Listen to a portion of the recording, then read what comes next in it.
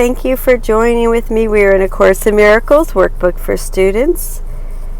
Part 2 of the workbook, section 9. What is the second coming? Please read that in its entirety today. And this is lesson 306. The gift of Christ is all I seek today. What but Christ's vision would I use today? And let's go down to footnote 19. This clarifies what the gift of Christ is in today's idea. It is Christ's vision. What but Christ's vision would I use today when it can offer me a day in which I see a world so like to heaven that an ancient memory returns to me? Today I can forget the world I made. Today I can go past all fear and be restored to love and holiness and peace. Today I am redeemed and born anew into a world of mercy and of care, of loving kindness and the peace of God. And so, our Father, we return to you, remembering we never went away, remembering your holy gifts to us. In gratitude and thankfulness we come, with empty hands and open hearts and minds, asking but what you give.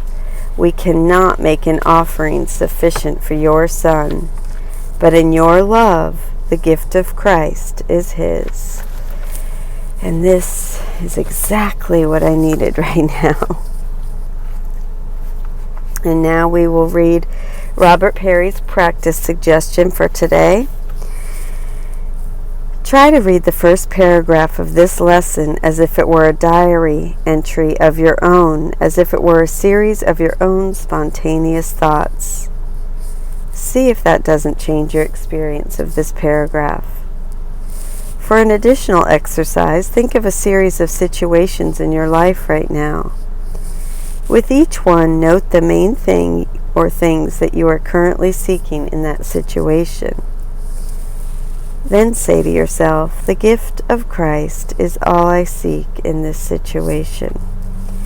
The goal of hiring someone is either secondary or irrelevant. The gift of Christ is all I seek in this situation. And that, and then when we pause in that, that's a holy instant. I mean, there's just peace and love. And it's beautiful.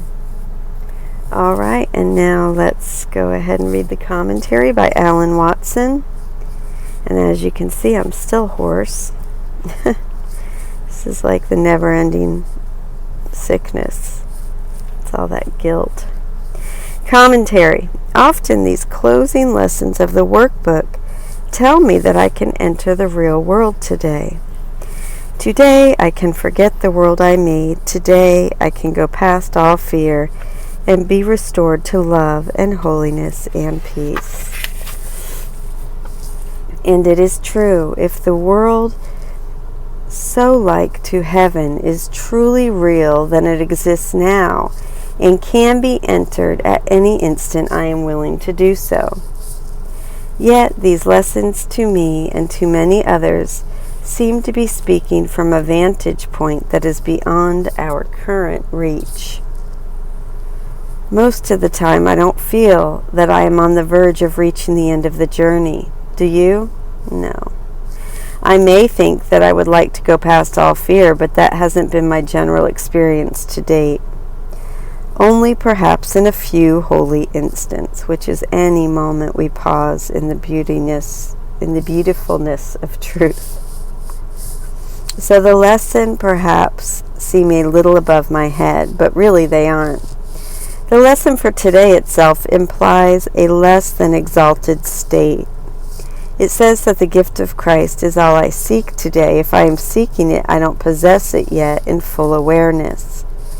Strongly, then, the lesson reminds me that today I can forget the world. Today I can go past all fear and be restored to love. It reminds me that in the core of my being, this is what I want.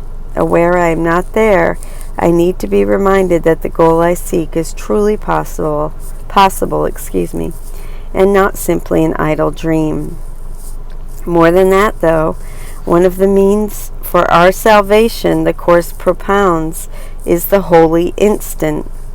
The holy instant is, in simple terms, a brief interval in which I allow my mind to enter the real world, to reach to another state of mind, which is in fact my natural condition as God created me. I may still have too much fear to let go entirely, but I can come for a few minutes at least, and just for now forget the world and go past my fear, to experience a taste of heaven's peace, a glimpse of heaven's light. I can do this repeatedly during the day. Today, then, I really can forget the world and go past fear, even if just for a second or two. I may not be able to sustain that state of mind, yet I can taste it. I can bring back the vision of what I see there. The Course says that only in rare cases can this state be maintained. Even Jesus, early in the Course, says that listening only to the voice for God was the last lesson he learned, and that only with effort and great willingness. We need not despair at this, and should not. The brief instants are all we need to guarantee that eventually, when we are fully prepared, we will make that final decision and choose at last not to draw back from love. That end is sure. For now, we can be content with the fact that we are healing, we are learning, we are nurturing our attraction to God, and that eventually it will carry us all the way home. Now, if you'll please close your eyes, I will lead us into the meditation. The gift of Christ is all I seek today. And so, our Father, we return to you, remembering we never went away, remembering your holy gifts to us. In gratitude and thankfulness we come with empty hands and open hearts and minds, asking but what you give.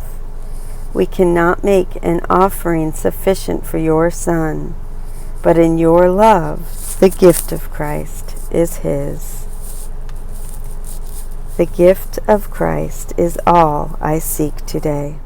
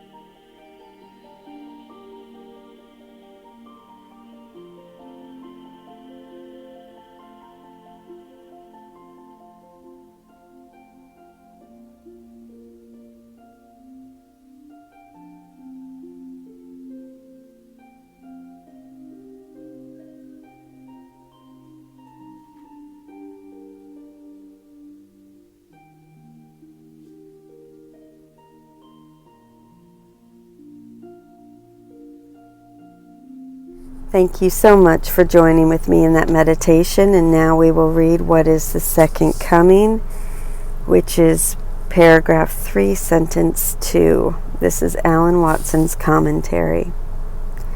The second coming is the time in which all minds are given to the hands of Christ, to be returned to spirit in the name of true creation and the will of God.